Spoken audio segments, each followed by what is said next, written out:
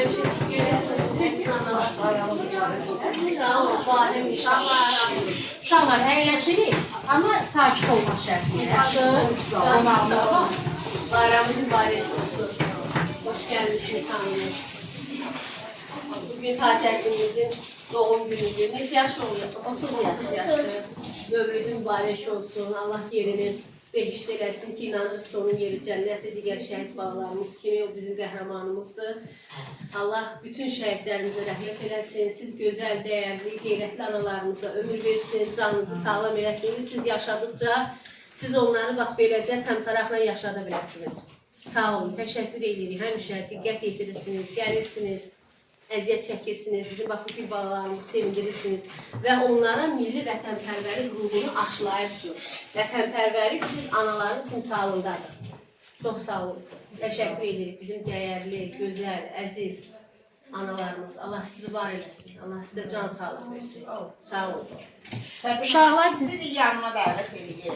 Racin ana da gəlsin yanıma. Çünki böyle. Bu sizin nəvənizdir, aynı. Hə, işçi də. Maşallah. Deməli, biz fevralın 10-unda Qəhrəman şəhidimiz Tacəddin İsmayılzadənin ana günü ilə əlaqədar xatirəsinə həsr etdiyimiz Döyüşlər Şəhadəti 128 gün adlı kitabın təqdimatını eləmişdik Sumqayıt Heydər Əliyev mərkəzində. Və sizin məktəbin bütün kollektiv olaraq o tədbirdə ürəklə iştirakı bütün ömür boyu bizim yadımızdan çıxmaz. Həqiqətən də tək Tacəddinin deyil, elə Rifətin tədbirində də çox gözəl iştirak elədiniz. Təşəkkür edirəm. Allah sizi var eləsin.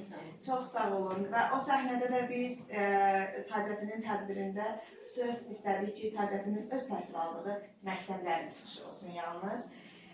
Və elə tədbirdə də hiss olundu ki, Tacəddinin təhsil aldığı məktəb öz şəhidinə necə yüksək dəyər verir, böyük sevgi bəsləyir. Və mənə elə gəlir ki, o sevginin təməlində də şəhidimizlə yanaşı onun anasının da əziyyəti verirdir. O sevgini elə Aygün ana özü qazanır.